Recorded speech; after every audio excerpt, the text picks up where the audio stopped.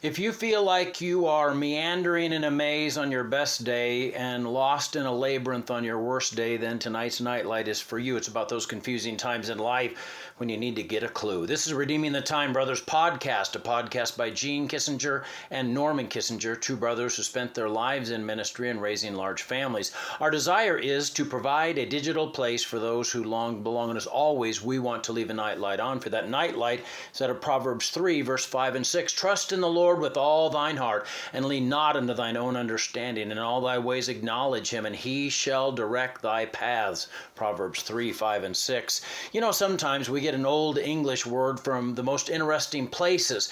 The word clue, for instance, most folks use it every day without knowing where it came from, but it's got quite a story behind it. Way back in ancient Greek mythology, there was a young hero named Theseus who had to face a minotaur monster that was half man, half bull, trapped in a massive twisting labyrinth. This wasn't just any maze, mind you. Nobody went in and ever came back out again. The passage twisted and turned, doubled back on themselves, led to dead ends that would leave you wandering in circles until you died. But Theseus had something the others didn't have, a wise princess named Adrienne, and who gave him a ball of yarn called clue in those days. As he made his way deeper into the labyrinth, he unrolled the yarn behind him, and after he defeated the monster, that simple thread became his lifeline back to safety and freedom. Over the centuries, that Greek word clue, C-L-E-W-E, became our English word clue, C-L-U-E, meaning evidence that guides us in a right direction. Now, I've been walking with the Lord long enough to know that life can feel a lot like a labyrinth sometimes. We face situations where we can't see around the next corner. We honestly don't know which way to go. Maybe it's a health scare, a broken relationship, financial trouble that keeps you awake at night. But here's the beautiful thing about following Jesus. He's given us something better than a ball of yarn.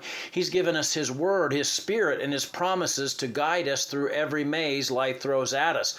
When we trust in the Lord with all our heart, we're not wandering around in the dark hoping we'll stumble onto something that's good or onto the right path. I've learned over the years that God's guidance isn't always dramatic. Sometimes it's even as simple as a verse that jumps off the page at just the right moment, or a sense of peace about one decision over another. The Lord leaves us clues everywhere if we can just pay attention. Unlike the ancient hero who had to fight alone, we don't have to face our battles by ourselves. Our God has already won the victory. He's not just leaving us a thread to follow out of the maze. He's walking with us every step of the way.